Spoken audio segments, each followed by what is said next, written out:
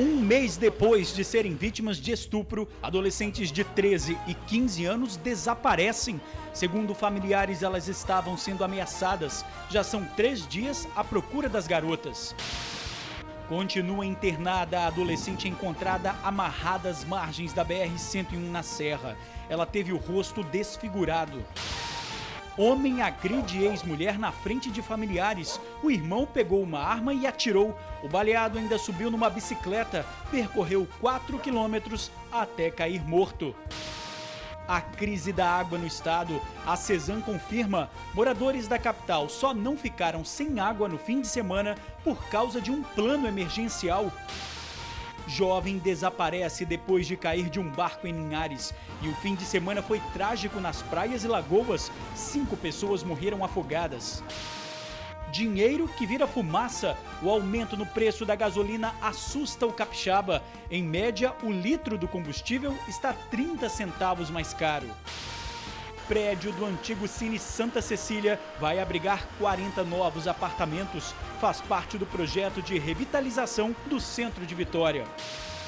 E a moda do super calor. Com temperaturas tão altas, hábitos antigos tomam conta das ruas da capital.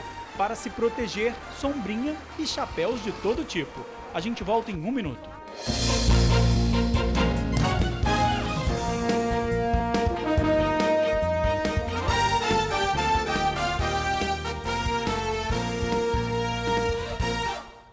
Olá, boa noite.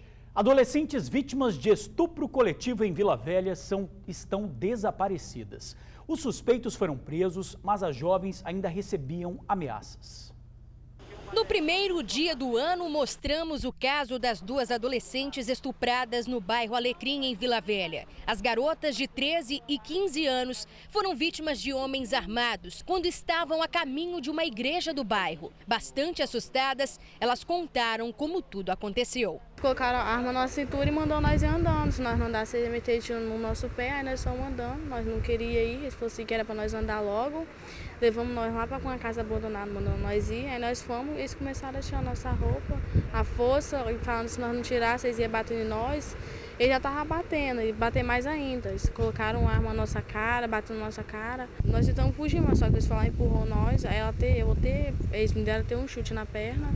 E empurraram ela, bateu de cabeça na parede. O laudo do DML apontou que a garota de 13 anos ainda era virgem. Segundo elas, pelo menos 10 homens participaram do crime. Meia hora depois, a polícia prendeu 5 suspeitos. As meninas teriam sido violentadas porque os criminosos suspeitavam que as 2 passavam informações de traficantes do bairro para uma gangue rival. Novamente, as meninas se tornaram notícia. Um mistério assombra as famílias das garotas. A mãe da adolescente de 15 anos contou que a filha dela e a outra adolescente de 13 anos, que também foi estuprada no dia 1º de janeiro, estão desaparecidas desde a última sexta-feira.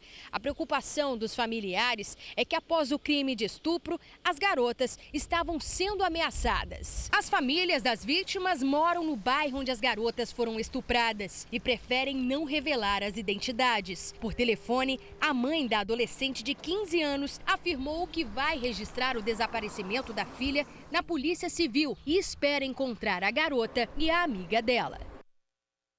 Quem tiver informação é só ligar 181.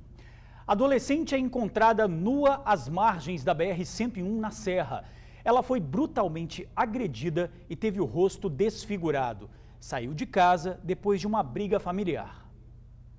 A adolescente de 16 anos continua internada no Hospital Dr. Jaime dos Santos Neves, na Serra. Sem previsão de alta, ela está com o rosto desfigurado.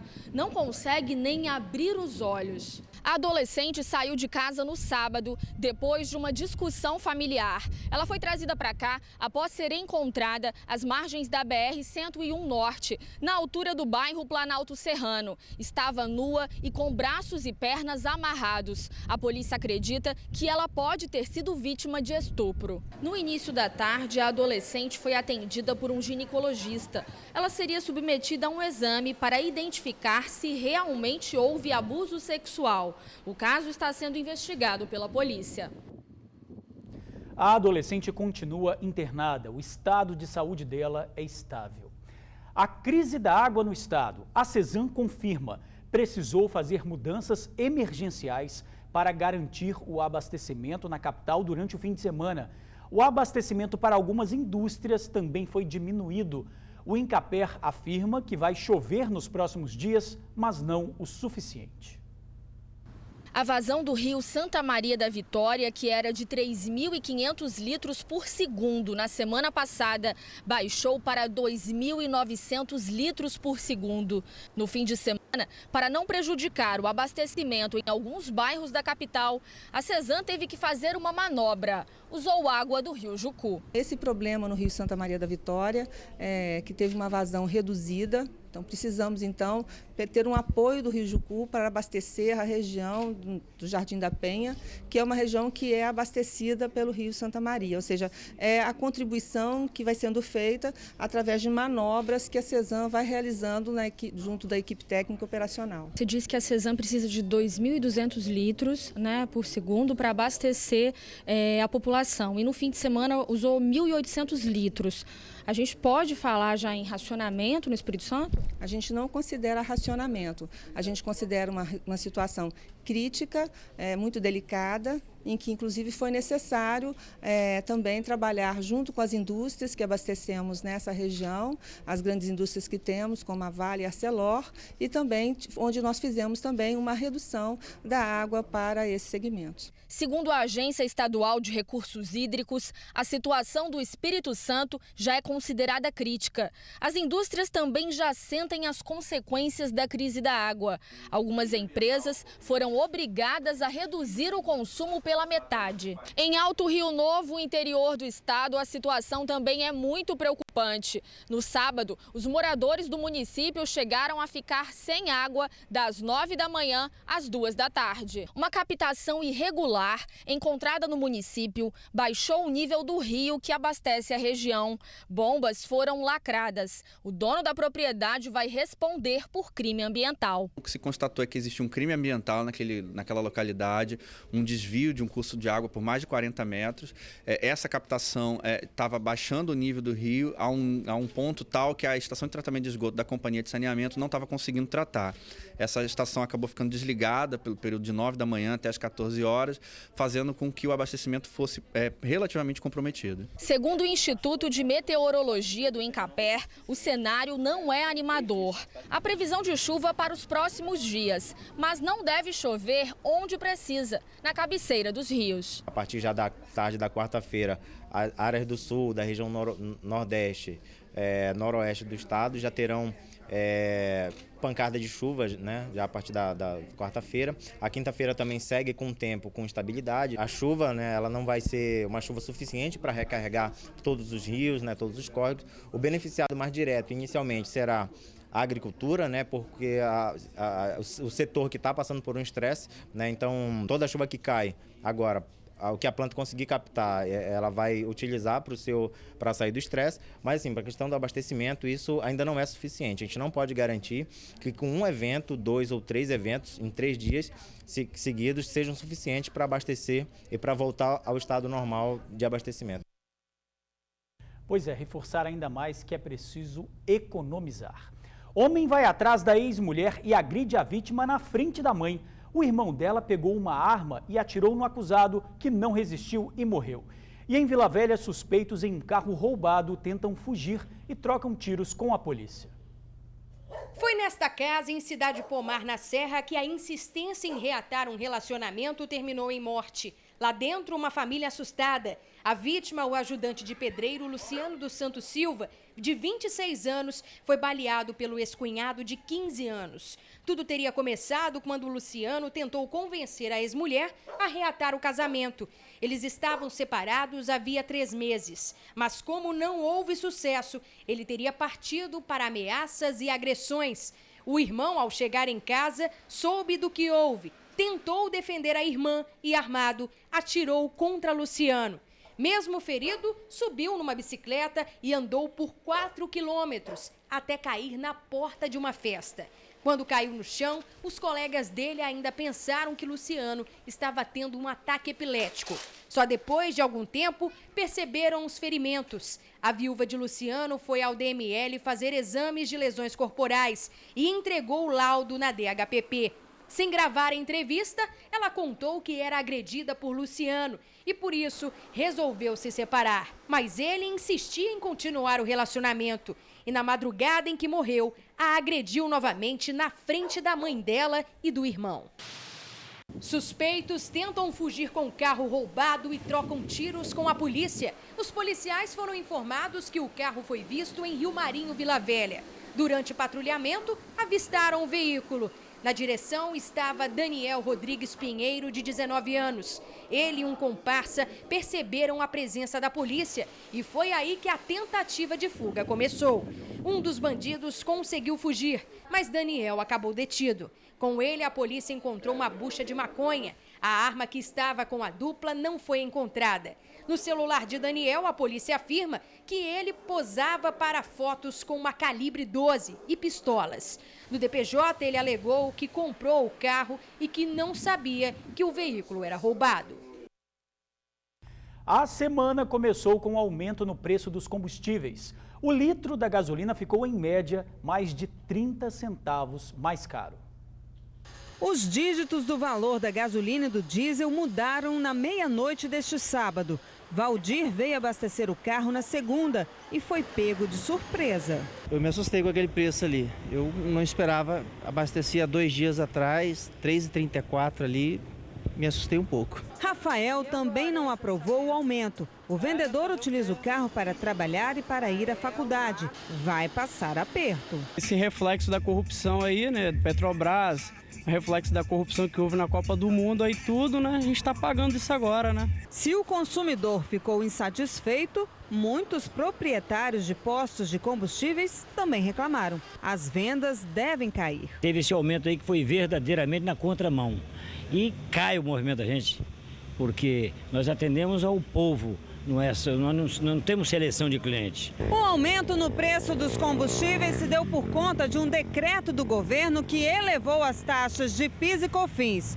A intenção é recompor o caixa público, mas para alguns especialistas da área jurídica, esse reajuste não se justifica. O barril do petróleo está um preço nunca visto antes, abaixo. Esses aumentos são injustificáveis e possivelmente, Marcelo, caracterizam um crime contra a ordem econômica, violação, infração também contra a ordem econômica a ser punida pelo CAD. Esses aumentos são completamente desarrazoados. O procurador de Justiça do Ministério Público Estadual destacou que tanto órgãos federais quanto estaduais podem fiscalizar possíveis ilegalidades no aumento do preço dos combustíveis. O Ministério Público propõe às delegacias de consumidor. Tem que investigar, tem que saber se existe uma homogeneização de atitude, ou seja, se há formação de cartel, e se houver a formação de cartel, adotar as providências processuais, criminais e administrativas porventura cabíveis. O Sindipostos recomenda que o consumidor pesquise, exija a nota fiscal e denuncie aos órgãos de defesa casos de preços muito diferentes da média do mercado.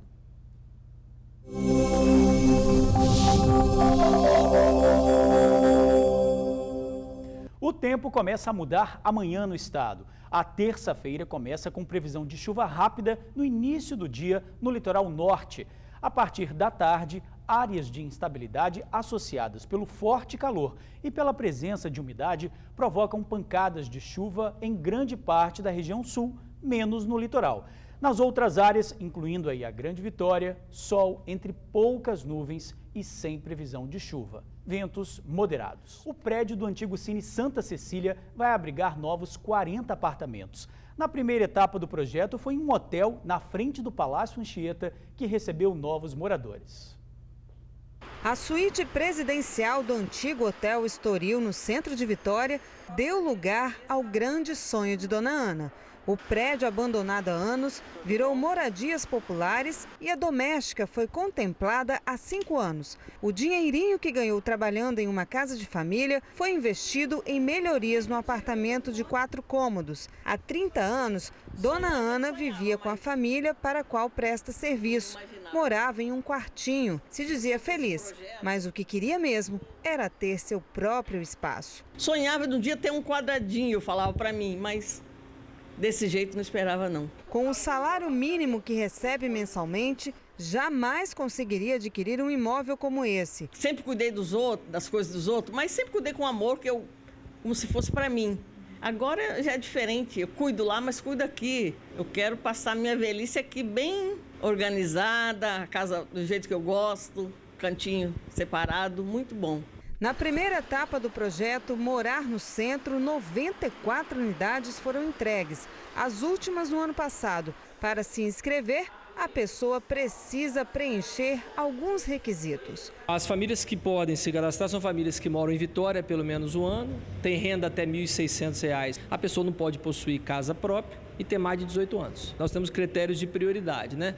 Famílias com menor renda, mulheres chefes de família e temos também cotas para pessoas com deficiência e para idosos. Além de oferecer condições para as pessoas mais carentes comprarem a casa própria, o projeto prevê a revitalização do centro de Vitória.